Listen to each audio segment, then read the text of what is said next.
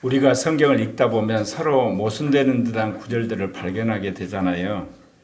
특히 믿음과 구원, 심판에 대한 그런 구절들은 서로 대립되는 그런 것들이 참 많아요. 그러니까 우리가 이성을 동원해서 이런 대립되는 구절들을 통일된 입장에서 해석을 하는데 도무지 잘 안 되거든요. 여러분, 왜 하나님이 쓰신 성경인데 이런 믿음이라든지 구원이라는 심판에 대한 구절들이 서로 대립되는 것처럼 보일까요? 여러분이 옛사람의 관점으로 성경을 보기 때문에 그렇습니다.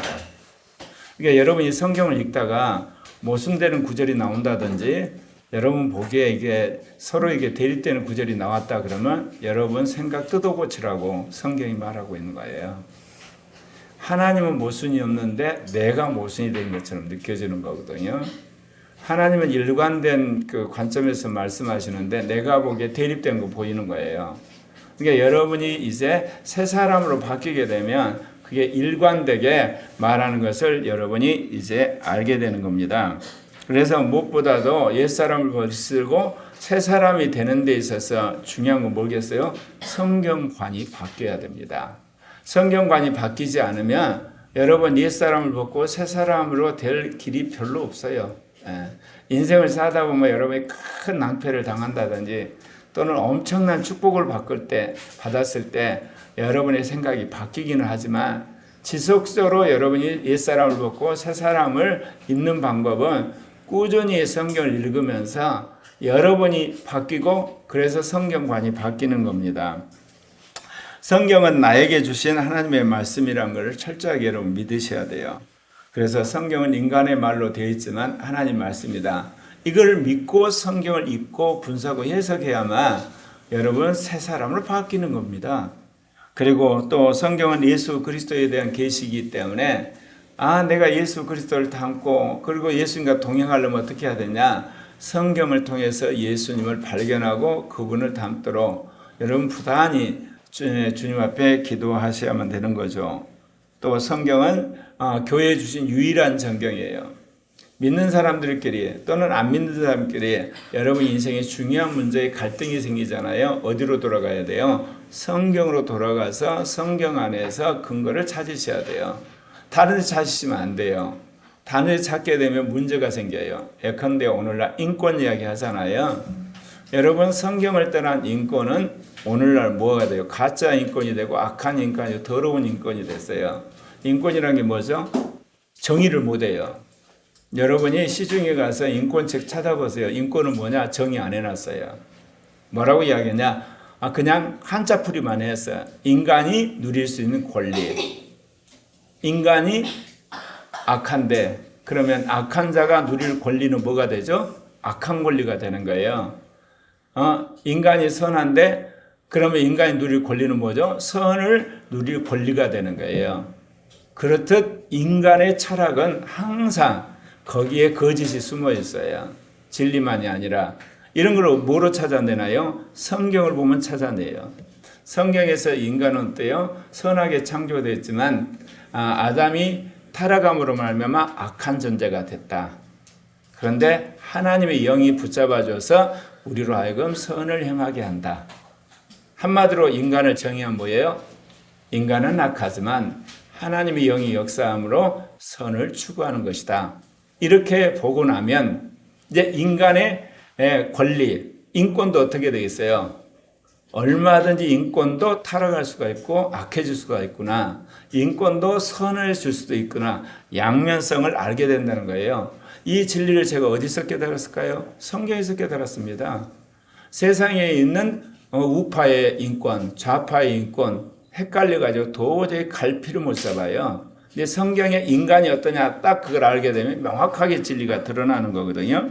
그렇기 때문에 여러분이 이러한 중요한 문제에 관한 한 성경을 가지고 여러분이 씨름하게 되면 성령이 성경을 통해서 지혜를 주시리라 믿습니다. 믿음에 대해 이제 대립된 구절에 대해서 한번 살펴보려고 합니다. 로마서 10장 9절부터 10절에 이런 말씀이 있죠. 너가 만일 내 입으로 예수를 주로 시인하며 또 하나님께서 그를 죽은 자 가운데 살리신 것을 내 마음에 믿으면 구원을 받으리라. 사람이 마음으로 믿어 의에 이르고 입으로 신하여 구원에 이르느니라. 예, 우리가 복음을 전할 때 가장 중요하게 여기는 구절 중에 하나죠. 어떻게 해서 예수를 믿냐? 내 입으로 예수를 주로 시인하면 돼. 그 예수님은 십자가에서 우리를 위해 죽으셨는데 부활하셨거든. 그걸 믿으면 돼. 그럼 어떻게 믿냐? 마음으로 믿고 입으로 시인하면 된단 말이야. 그렇게 우리가 해서 예수를 영접시키지 않습니까? 이게 이제 원어로 말하면 저 뒷구절이 그래요. 사람이 마음으로 믿어져서 의에 이르고 입으로 시인하여져서 구원에 이르느니라. 다 수동태입니다. 그 이야기는 하나님의 영이 여러분한테 어때요? 마음으로 믿어지게 만드는 거예요. 그 다음에 여러분이 믿음을 고백하는 거예요. 그리고 여러분 안에 있는 영이 입으로 하여금 시인하게끔 만드는 거예요. 그러니까 내가 담대하게 시인하는 거거든요. 그러니까 이 우리가 의롭게 되는 거나 구원에 이르는 것은 다 하나님의 영이 주도권을 쥐고 우리를 이끌어갈 때 우리가 그걸 인식을 하고 고백을 하게 된다는 이야기를 말해주고 있습니다. 그러나 여기서 분명한 것은 믿음이란 건 뭐냐? 회개하고 예수님이 나를 위해 십자가에 죽고 부활한 말을 그냥 받아들이면 된다. 이게 믿음이죠. 그런데요, 마태복음 7장 22절, 23절에는 이것하고 좀 다른 뉘앙스의 말씀이 나오잖아요. 그날에 많은 사람이 나더러 이르되 주여 주여 우리가 주의 이름으로 선지자 노릇하며 주의 이름으로 귀신을 쫓아내며 주의 이름으로 많은 권능을 행하지 아니하였나이까 하리니 그때 내가 그들에게 밝히 말하되 내가 너희를 도무지 알지 못하니 불법을 행하는 자들아 내게서 떠나가라. 주의 이름으로 선지자 노릇했다. 그러면 그 사람이 주의 이름을 믿었다는 거죠. 그렇기 때문에 그가 선지자 노릇을 했어요. 또 주의 이름으로 귀신을 쫓았다. 그가 주의 이름을 믿었잖아요. 그 주의 이름으로 귀신을 쫓아냈어요. 그리고 또 그가 주의 이름으로 많은 권능을 행할 때 주의 이름을 믿었단 말입니다. 그래서 능력이 나타났어요. 그런데 예수님이 그 사람을 향해서 도무지 모른다고 그러셨어요. 분명히 주님을 믿고 그리고 주의 이름을 찬양하고 경배하고 정말 주의 능력으로 선지자 노릇 귀신 쫓고 그 다음 능력을 행했는데 왜 주님이 모른다고 했을까요? 마지막 구절에 아주 중요한 이야기 하죠. 뭐라고 이야기를 합니까? 불법을 행하는 자들아 내게서 떠나가라 하리라. 이런 이야기를 제가 수없이 이야기해도 여러분 안에 마이동풍입니다. 여러분, 나는 예수를 믿어, 나는 성령 받았어, 나는 거듭나서 나는 하나님 자녀야. 뭐로 증명하실 겁니까? 그러면 여러분이 이제 증명할 때 들이대는 구절이 뭡니까? 바로 앞에 있는 로마서 10장 9절 10절 마음으로 믿어 의에 이르고 입으로 시인하여 구원한다. 여러분 그거는 처음 예수 믿을 때 적용되는 구절이에요. 네. 이제는 여러분에게 적용되는 구절이 뭡니까? 마태복음 7장 22, 23절이에요. 불법을 행하는 자야 나에게 떠나가는 주님의 심판이 여러분 안에 놓여 있는 거예요. 이제 아시겠습니까? 그러니까 믿음의 시작이 있고 믿음의 마지막이 있어요.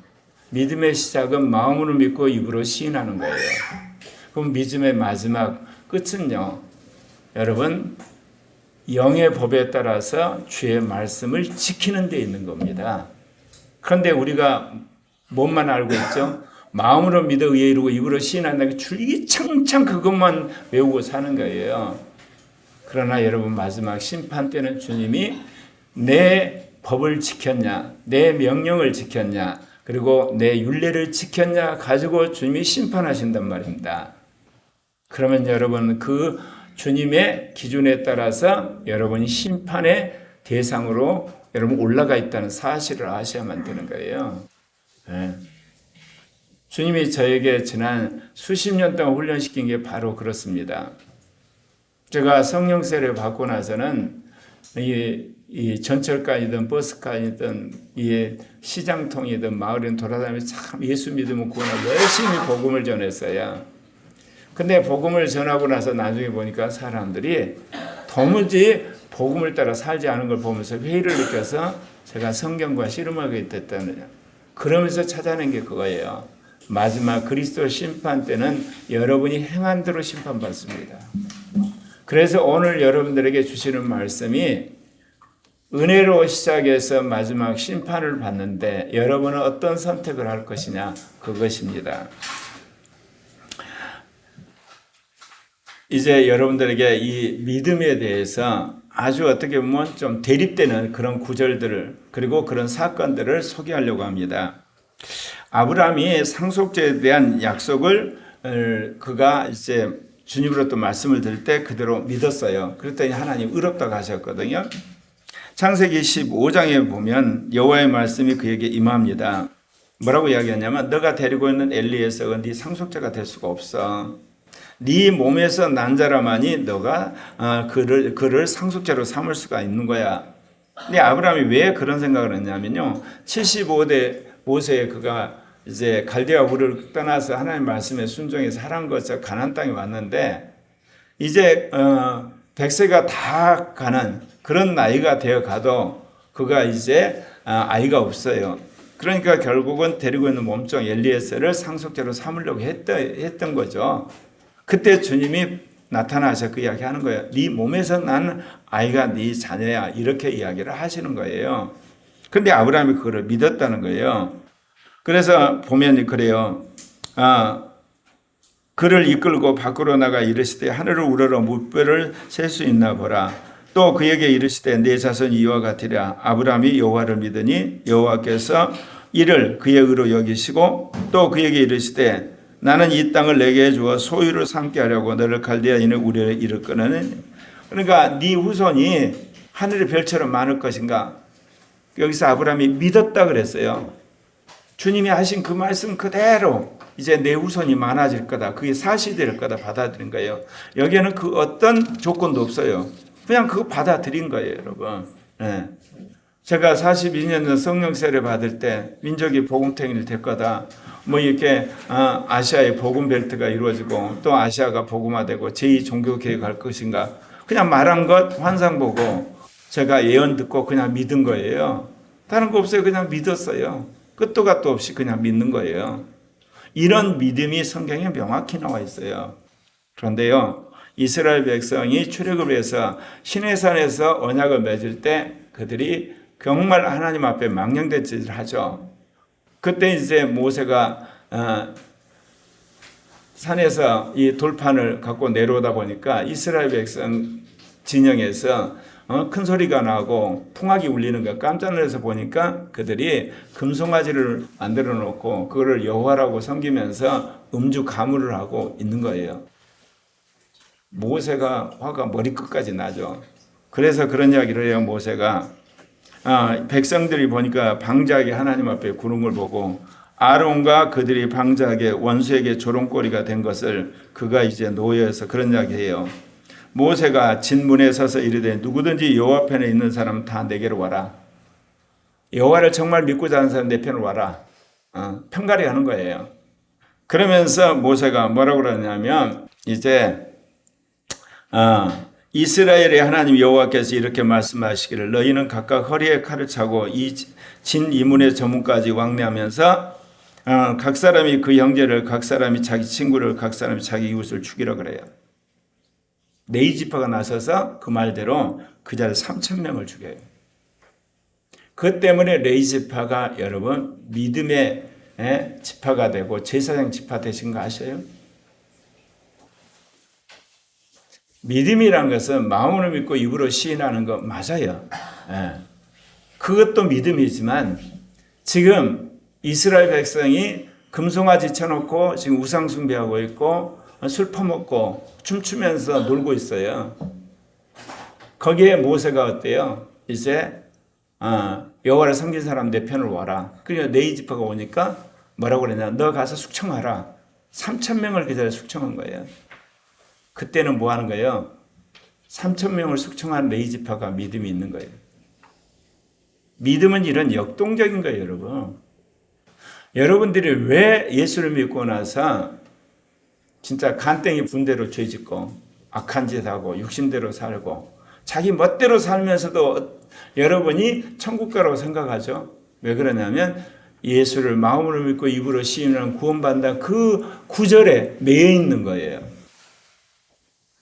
지금 시내산에서 아론을 중심으로 이스라엘 백성이 망령된 짓을 했을 때 믿음은 뭐예요? 우상 숭배하고 악한 짓 하는 사람을 숙청하는 사람이 믿음이 있는 거예요.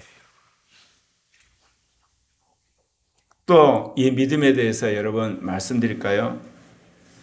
예수님이 이제 선교 사역을 하는데 백부장이 와가지고 자기 하인의 병을 낫게 해달라고 하는 그런 사건 성경에 나오잖아요. 예수님이 이제 가버나움에 들어가셨어요. 백부장이 나와가지고 항구하기를 주여 내 하인이 중풍병으로 집에 누워 몹시 괴로워합니다. 이러시되 내가 가서 고쳐주마. 그러니까 백부장이 뭐라고 하냐? 아니요, 오실 필요 없습니다. 주님이 내 집에 오는 걸 나는 감당치 못하겠으니 다만 말씀만 하옵소서. 그러면 나을 겁니다. 제가 군대 장교인데 저도 상관이 말하면 말을 듣지만 내 부하도 말하면 말 듣습니다. 그러니까 당신이 말만 하면 내 하인이 나을 겁니다. 주님이 그 말을 듣고 놀랍게 여기셨다 그랬어요. 내가 진실로 너에게 이르노니 이스라엘 중 아무에게도 이만한 믿음을 보지 못하였노라. 내가 너에게 이르노니 동서로부터 많은 사람이 이르러 아브라함과 이삭 야곱과 함께 천국에 앉으려니와 나라의 본자손 이스라엘은 바깥 언대에 쫓겨나겠지만 백부장은 이제 이스라엘 가운데 가장 믿음이 좋은 자로 칭송을 받는 거예요. 조금 있으니까 하인들이 와서 뭐라고 그러냐, 병들었던 하인이 나았다는 이야기를 해요. 여러분, 여기서 믿음은 뭡니까? 예수님으로 하여금 말씀만 선포하십시오. 그럼 내 하인이 낫습니다. 그거예요. 흔히들 우리가 마음으로 믿고 입으로 신하여 구원한다, 그 말이 그대로 적용되는 거예요. 백부장이 와서 헌금했습니까? 헌금한 것도 아니에요. 백부장이 예수님 따라다니면서 무슨 정성을 다해서 예수님을 섬긴 적이 있습니까? 그것도 없어요. 그저 예수님, 당신이 말 한마디 하면 내 하인 낫습니다. 예수님 보더니 너 믿음 참 탁월하다. 그 이야기 딱 했는데 하인이 나와버렸어요. 그런데 우리는 이것만 믿음으로 생각한다, 그 이야기입니다. 히브리서 3장 15절에 보게 되면 무슨 이야기가 나오냐면 이스라엘 백성이 애굽을 탈출해 가지고 시내산에서 언약을 맺고 이제 가나안 땅을 거쳐 가나안 땅에 들어가야 되는데 뭐라고 이야기를 하냐면요. 히브리서 기자가 너희 마음을 완고하게 하지 말라 하였으니 듣고 격노하게 하시던 자가 누구냐? 모세를 따라 애굽에서 나온 모든 사람이 아니었나? 또 하나님이 40년 동안 누구에게 노하셨느냐? 그들의 시체가 광야에 엎드려진 범죄한 자들에게가 아니냐? 또 하나님이 누구에게 맹세하여 그의 안식에 들어오지 못하려 하였느냐? 곧 순종하지 아니하던 자들에게 아니냐? 여러분, 이스라엘 백성이 애굽을 탈출할 때 믿었다니까요. 홍해 바다를 건넜을 때도 그들이 나름대로 믿었어요. 시내산에서는 언약을 맺었어요. 믿었어요. 근데 오늘 뭐라고 그래? 안 믿었다고 그래요. 여기서 믿음은 뭐를 요구합니까? 순종까지를 요구해요. 주일 성수 순종을 요구해요. 기도하라는 순종을 요구하는 거예요. 헌금하는 순종 요구하라는 거예요. 전도하라는 순종 요구하는 거예요. 음란한 거 끊으라는 요구를 하는 거예요, 여러분. 거짓말하지 말라는 순종을 요구하는 거예요. 싸우지 말라는 주님의 요구를 하는 거, 화내지 말라는 거 요구를 하는 거예요. 순종하셔야 되는 거예요.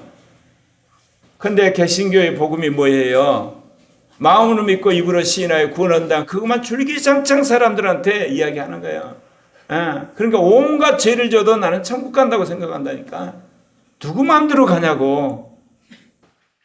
출애굽했던 이스라엘 백성이 모래사장에 다 죽었다니까. 다음 세대만이 적과 그런 가나안 땅 들어갔단 말입니다. 오늘날 말하면 천국, 그들만 천국 들어간 거예요. 출애굽했던 세대는 천국을 못 들어갔어요. 비유하자면. 오늘날 구원론이 자기 마음대로 돼버린 거예요. 자기 멋대로. 여러분, 스스로 속지 마십시오. 우리가 예수를 믿고 나면요, 스스로 자기는 예수를 잘 믿는다고 스스로를 위안하며 살아요. 여러분, 위안은 성령이 주시는 것이 여러분이 위안하는 거 아니에요. 속는 거예요, 여러분.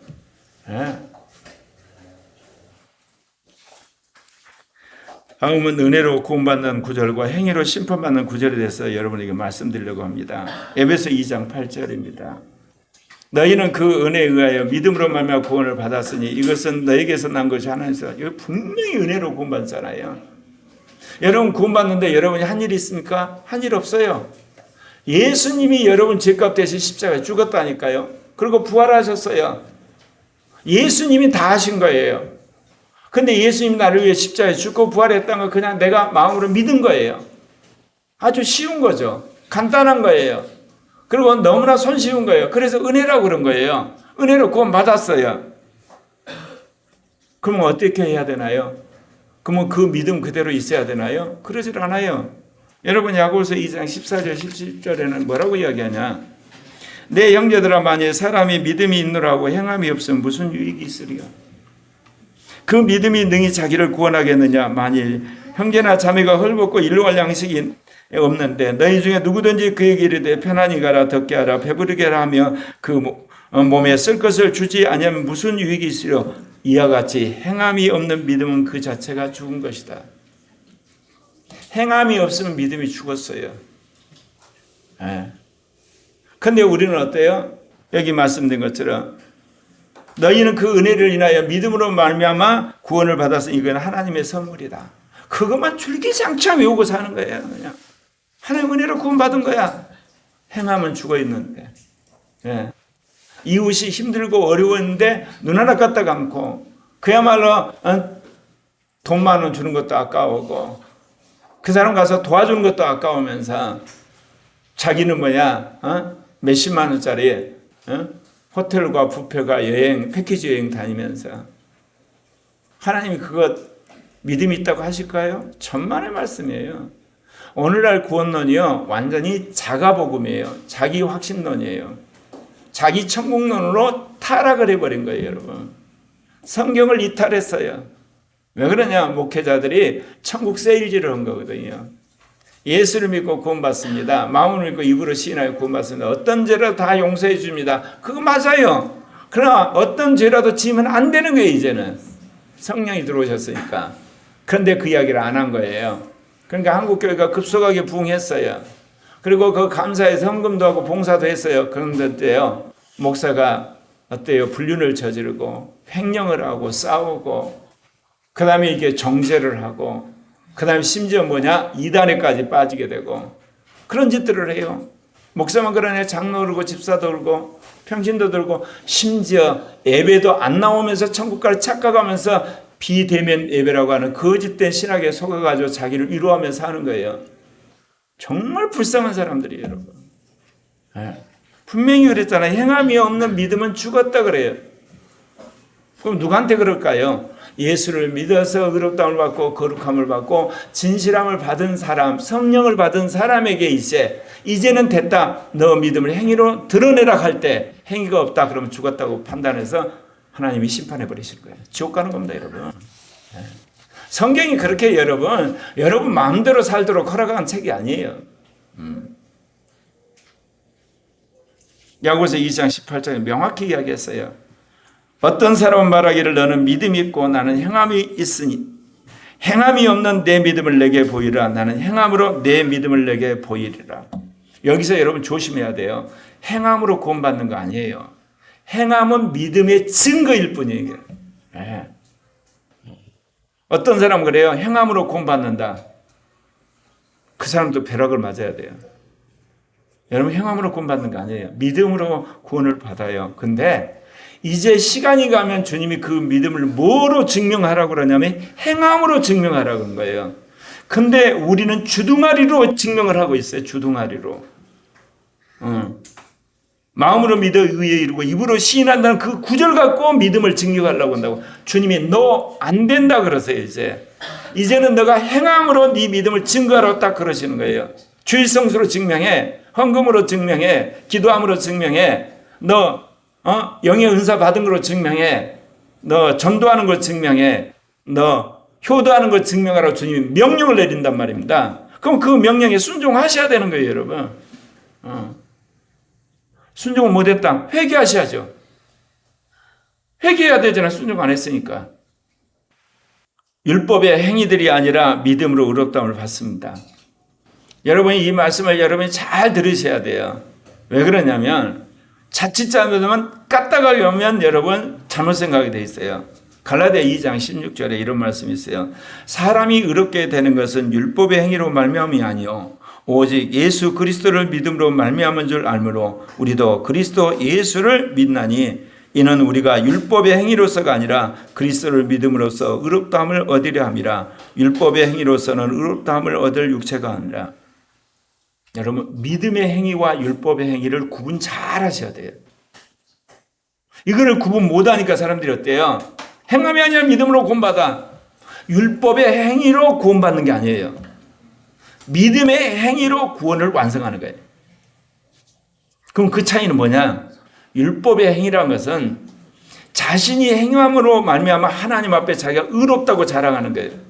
그걸 행함으로 사람 앞에 자기가 의롭다고 자랑하는 거예요. 그러니까 여러분이 행위를 해놓고 이걸 하나님 앞에 여러분이 뿌듯해서 자랑하려고 하거나 사람들한테 칭찬받으려는 건 다 율법의 행위예요. 그럼 우리는 무슨 행위냐? 은혜로 하는 행위예요. 믿음으로 하는 행위예요. 성령을 따라서 하는 행위예요. 그러니까 어때요? 내가 원조가 아니잖아요. 자랑할 것이 없는 거야. 은혜를 줘가지고 내가 변해갖고 행한 거잖아. 믿음의 말씀이 와가지고 내가 행한 거잖아. 성령이 나를 끌고 와서 내가 행한 거잖아. 원조가 믿음이고 성령이고 은혜잖아. 그러니까 자기 의를 주장 못하는 거예요. 이게 그저 사용해 주신 걸 감사합니다. 행하게 해주셔서 감사합니다. 순종하게 해주셔서 감사합니다. 그 말 빼지 안 나오는 거예요. 왜냐하면 은혜를 안 주시면 행할 수가 없거든. 믿음이 없으면 행하지를 못해요. 성령이 나를 끌고 가지만 행하지를 못하거든. 그러니까 그 사람은 행해놓고 뭐냐? 자기를 자랑한다든지 자기가 의롭다고 이렇게 하나님 앞에 뻐긴다든지 그런 게 아니라 뭐예요? 주여 감사합니다. 나 같은 사람도 주님이 사용해 주시는군요. 제가 더욱더 겸손하게 잘 섬기겠습니다. 그 말이 나올 수밖에 없다니까요, 여러분. 이 차이를 모르는 거예요, 사람들이. 세상 사람들 행함만 보잖아요. 가시된 결과만 보고 업적만 봐. 산출된 것만 봐. 주님은 그러지를 않아요. 그 사람이 뭐 갖고 행했는가, 어떻게 행했는가, 누구 때문에 행했는가를 보시는 거예요, 여러분. 근데 예수를 믿고 성령을 받지 않으면 이게 구분이 안 돼요. 그것도 특별히 뭐냐? 영을 따라 살지 않으면 구분이 안 되는 거예요. 그러니까 여러분 가끔 우리 미래 세대 이야기하다 보면 나한테 뭐라고 그러냐? 목사님 예배 나왔잖아요. 저 기도하잖아요. 영의 음성 듣잖아요. 피드백 하잖아요. 그래서 어쨌다는 거예요. 영으로 안 사는데, 정말 마음으로 안 사는데, 믿음으로 안 사는데, 보여주기 위해서 피드백하고, 보여주기 위해서 예배 나오고, 보여주기 위해서 헌금하고, 보여주기 위해서 기도하고, 보여주기 위해서 전도하는 거 말짱 꽝이에요. 육신이요. 보여주기 위해서 여러분 신앙생활하는 사람의 대표적인 대명사 아시죠? 누구요? 바리새인. 네. 11조하고 주일성수하고 금식하고 어려운 사람 도와주고. 근데 주님은 독사의 자식들이라고 그런 거야. 왜 그러냐? 은혜로 하지 않고 믿음으로 하지 않고 성령을 따라 하지 않고 내가 보여주려고 내 능력과 내 지혜와 내 노력으로 했기 때문에 독사의 자식들이라고 그런 거예요, 여러분. 하물며 바리새인처럼 살지도 않으면서 회개를 안 해. 근데 상대적으로 세리를 하나님이 왜 의롭다고 하셨나요? 돌아보니까 자기가 잘한 게 하나도 없거든. 사람 앞에 더 나은 것도 없고 그저 죄만 생각나는 거야. 그러니까 고개도 뻣뻣이 못 들고 고개를 숙이면서 주여 저를 불쌍히 여겨 주시옵소서. 긍휼히 여겨 주시옵소서. 주님이 용서를 하셔서 긍휼히 여기세요. 그런데 한국 교회는 세리 이야기만 해요. 세리 이야기만. 네. 밤날 죄 짓고 와서 죄송합니다. 주님이 나중에 뭐라고 그러는지 알아요? 지겹다 그러세요. 오늘 또 세리냐 너는? 옛날에 세계였지만 이제는 아니야. 너는 변화돼야 돼. 너가 믿음으로 행한 것 가지고 와. 영으로 산 것 가지고 와. 영의 법으로 산 것 가지고 와. 주님이 그렇게 요구하시는 거예요, 여러분. 네. 여러분 스스로를 돌아봐야 돼. 회개도 자기 스스로 자가발전의 회개를 해요. 죄 졌는데 양심에 꺼리끼거든요. 와서 뭔가 회개하는 척을 해야지 마음이 편하잖아. 말짱 도루묵이에요. 그럼 뭐를 보면 하냐? 안 바뀌어. 안 바뀌어. 여러분 회개는 성령이 시키기 때문에 여러분 진실로 회개를 하면 사람이 바뀌어요. 어떻게 바뀌냐? 똑같은 죄를 질 때부터 안에서부터 막 이 가슴이 두근두근하고 얼굴이 화끈해지고 이러면 안 되는 갈등이 생기는 거예요. 네. 나중에는 어때요? 그런 생각만 들어도 이게 싫어지고 그래서 나중에 죄를 끊게 되는 거예요, 여러분.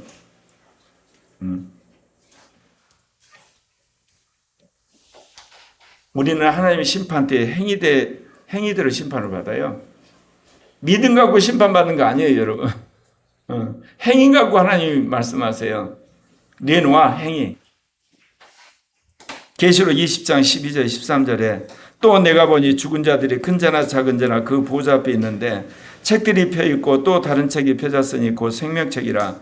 죽은 자들이 자기 행위를 따라 책들에 기록된 대로 심판을 받으니 바다가 그 가운데 죽은 자를 내놓고 또 사망과 음부도 그 가운데 죽은 자들 내주매 각 사람이 자기 행위대로 심판을 받고. 그러면 어떻게 해서 은혜로 시작하는 것과 행위 사이 심판 사이에 여러분 낀 그야말로 결정적인 마스터키가 뭐라고 그랬죠? 영의 법이에요.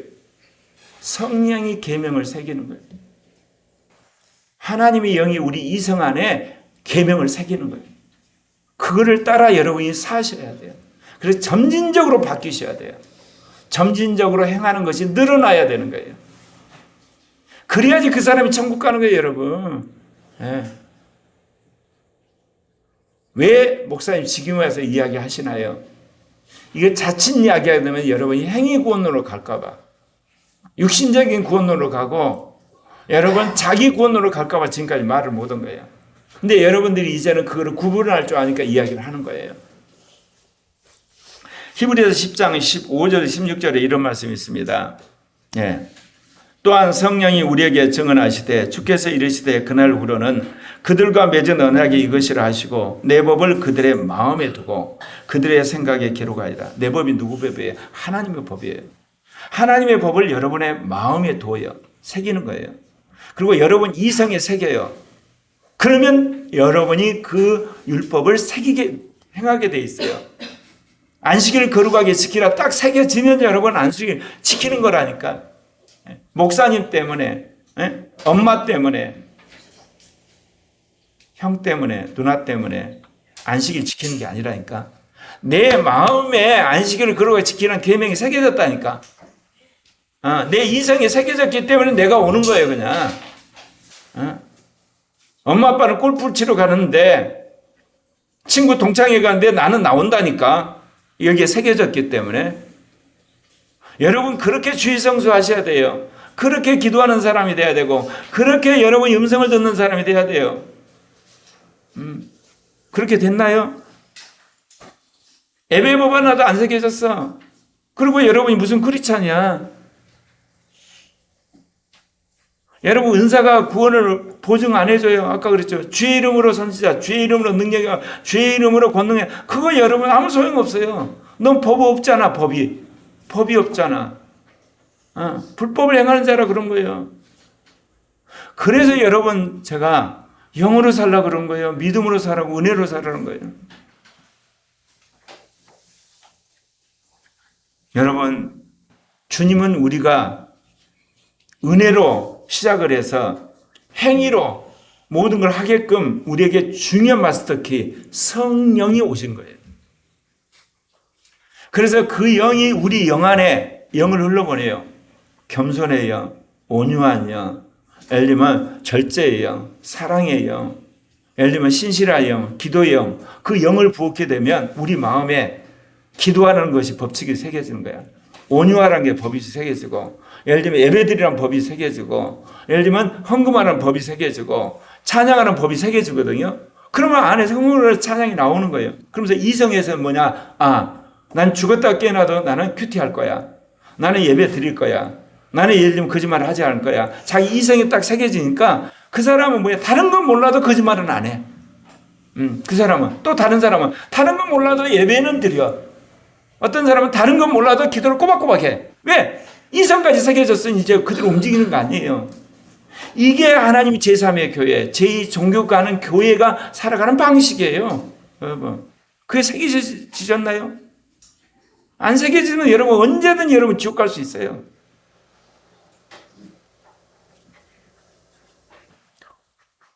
오늘 말씀에 킹제임스 흠정역 로마서 2장 6절에 그분께서 각 사람 위에 그의 행위대로 갚으시되. 그렇지 않습니까 이게? 그 행위대로 갚으신다니까. 그러면 우리는 어때야 돼요? 천국 가는 사람 행위대로 증명해야 되고 지옥 가는 사람 행위대로 심판을 받아요.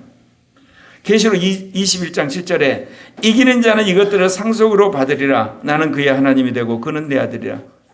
여러분, 믿는 자는 이것들을 상속으로 받으리라. 나는 그의 하나님이 되고 그는 내 아들. 그렇게 안 돼 있다니까. 이기는 자만이 그렇게 되는 거예요. 그 이야기는 믿음으로 자기가 이겼어. 그래서 이기는 자가 인정을 받아야만 여러분 영생에 들어가는 거예요. 지옥에 가는 사람은요, 그가 죄를 짓는 자라고 하는 증거가 있는 것 때문에 지옥불에 가. 그래서 계시록 21장 8절에 뭐요? 그러나 두려워하는 자들과 믿지 않은 자들과 흉악한 자들과 살인자들과 음행하는 자들과 점술가들과 우상숭배 자들과 거짓말하는 모든 자들은 불과 유황으로 타는 못에 던지니 그것이 둘째 사망이라. 죄를 지은 자야 그냥. 여기는 이기는 자고, 믿는 자가 아니에요, 여러분.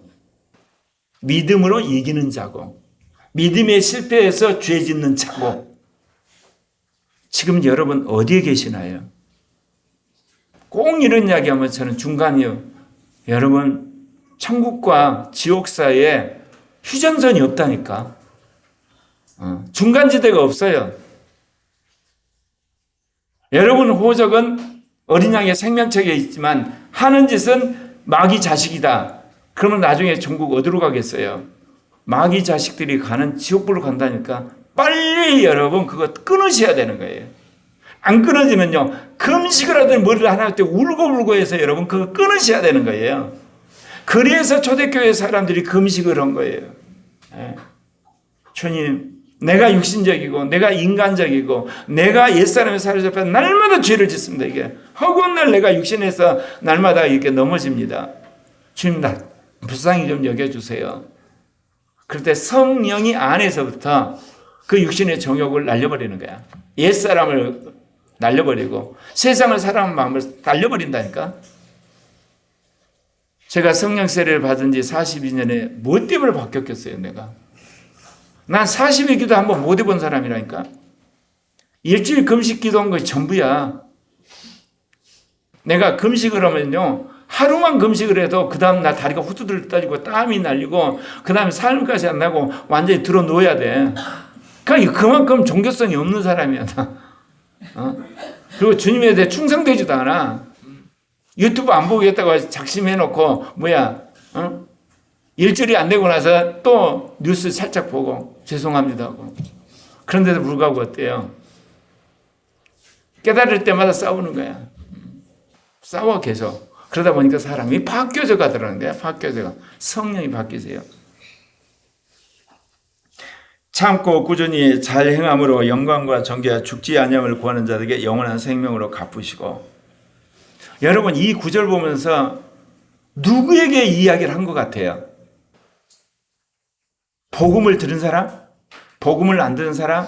둘 다 맞는 거예요. 저게 아주 중요한 혁명적인 이야기예요. 어떤 사람이 영생에 들어갔냐? 인내하면서 꾸준히 선행을 하면서 그를 추구하는 사람, 그 사람이 영광과 존귀와 죽지함을 구하는 자가 영원에 들어가요. 내가 예수 믿었어요. 거듭났어요. 그 다음부터는 자기 마음대로 육신대로 살고 세상적으로 살고 자기 하고 싶은 사람 미안하지만 지옥불로 가요. 어떤 사람이 그렇게 가냐? 예수를 믿었어요. 거듭나 성령이 오셨어요. 인내하면서 꾸준히 행하고 그러면서 마지막 부활의 영광을 바라보고 하나님의 자녀라는 존귀함과 죽지 아니함을 끊임없이 추구하는 사람이 영원한 생명이 들어가는 거야. 여러분이 그런 게 있나요? 예수 믿고 나서? 여러분 자신을 점검해 보셔야 돼요. 그래서 복음을 들은 자 중에 그거를 믿은 즉시 영생에 들어가지만 끝까지 그걸 추구해야 하셔야 되는 거예요. 천국을 추구해야 되고 영광을 추구해야 되고 존귀함을 추구하고 죽지 않음을 추구하는 사람이 영생에 들어가는 거예요. 근데 우리는 어째요? 예수 믿을 때 그때만 영생을 추구하고 그때만 죄사함을 구하고 그때만 어때요? 성령을 구하고 그 다음은 자기 멋대로 살아요? 성경 어디에 그런 게 있어요? 없다니까 저게.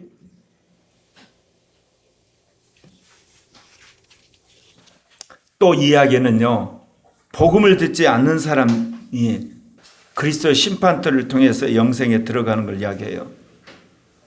여러분 마태복음 25장에 양념소 이야기 나왔다 그랬죠. 양이 어떤 사람들이요?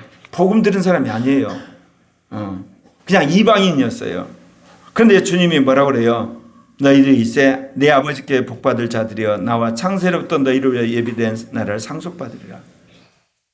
그러면서 내가 줄일 때 먹을 걸 주었고 목마를 때 마시게 했고 나그네 될 때 영접했고 헐벗을 때 옷 입혔고 병들을 때 돌보았고 옥에 갇혔을 때 보았느니라. 의인들이 언제 그랬어요? 그러니까 지극히 작은 자에게 한 것이 나에게 한 것이다. 여기서 아주 중요한 거는 참고 꾸준히 선을 행하는 걸 말해요. 그래서 영광과 존귀와 죽지 아니함을 꾸준히 구하는 사람. 선행하는 것이 아니에요. 선행하는 자가 되는 거예요. 영원한 것을 추구했던 사람이에요. 진리를 추구하는 자가 되어야 되는 거예요. 그런 사람이 그리스도 심판대에 갔을 때 너는 이제 양이야. 너는 영생에 들어가. 그렇게 하시는 거예요.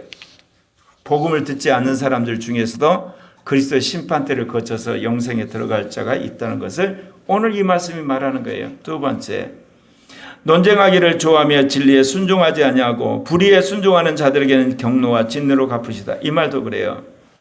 복음을 듣는 자에게 저게 해당될까요? 아니에요. 그뿐만 아니라 복음을 듣지 않는 사람에게도 저 이야기가 그대로 여러분 적용되는 거예요. 네.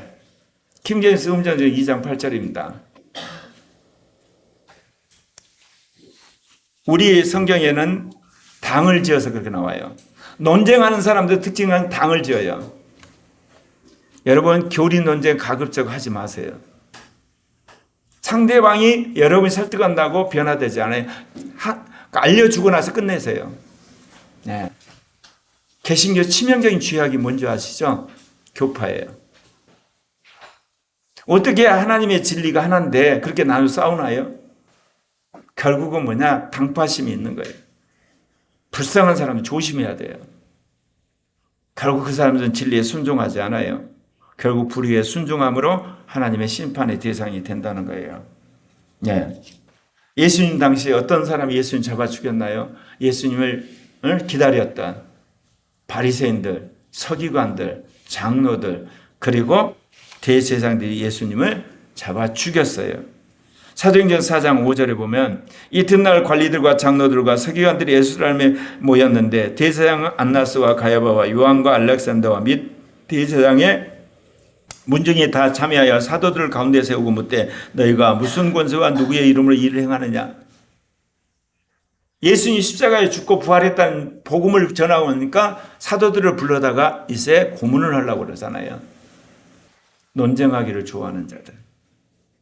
진리를 순종하지 않고 종교 권력에 한마디로 도취된 사람들.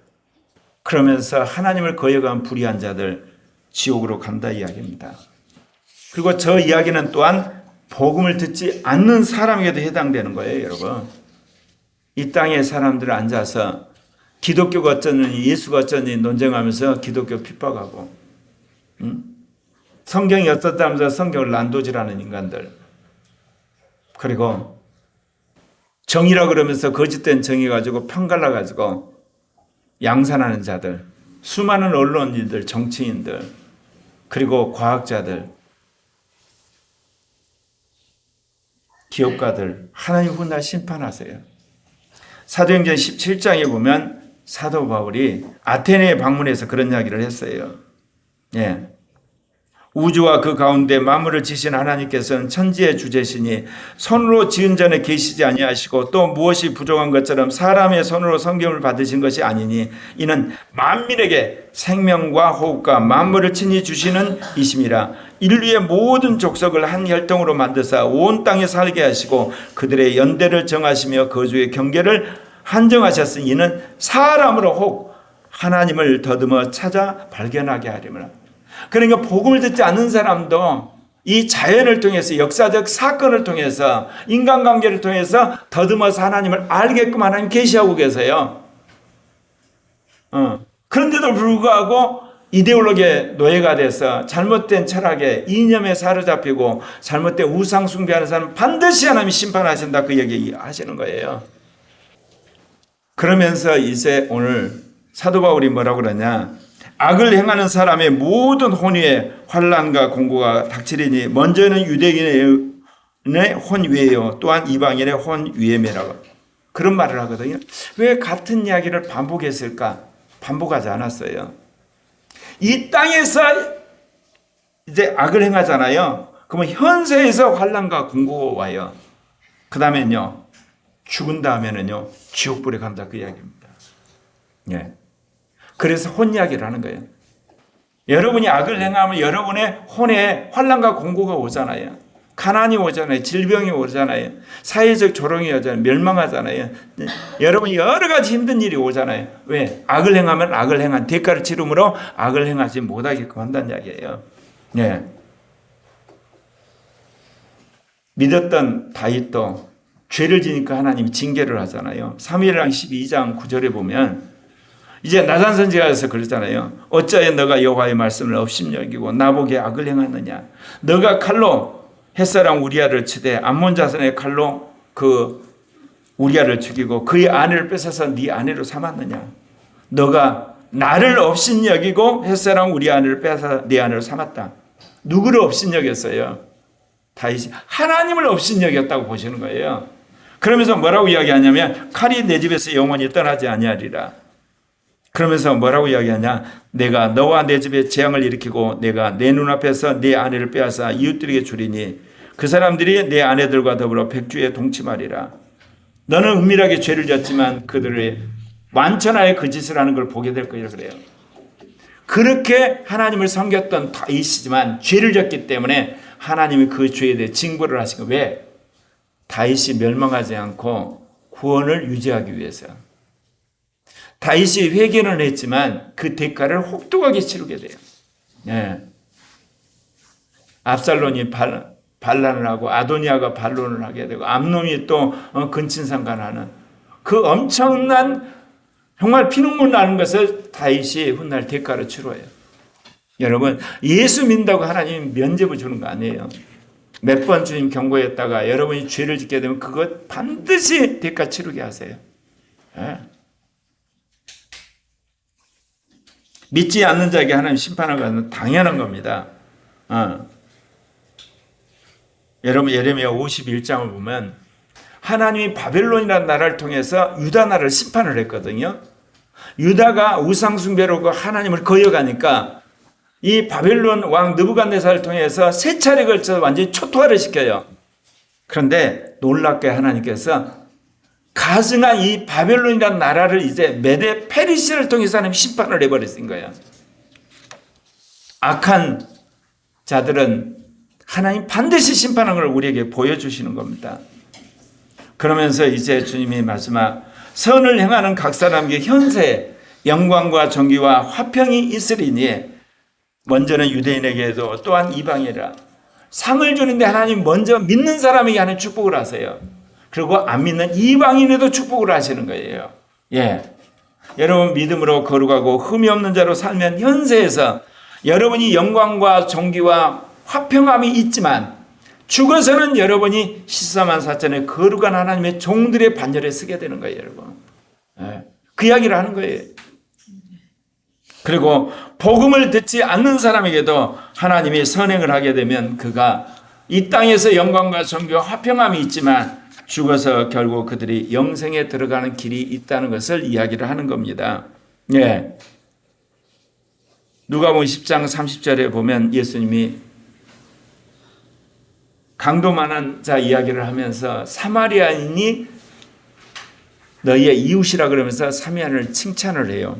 왜냐하면 강도 만난 사람이 옷을 벗기고 거의 죽을 뻔해서 길가에 그냥 버려져 있는데 제사장이 가다가 그냥 가요. 레인이 그냥 가요. 그런데 사마리아인이 그를 돌봐줘요. 유대인과 사마리아는 원수지간이거든요. 원수지간인 사마리아인이 유대인 강도 만난 자를 돌봐줘요. 그러면서 누가 이웃이냐? 제사장도 아니고 레인도 아니에요. 종교 권력에 도취된 사람. 그야말로 자기 의에 사로잡힌 사람들.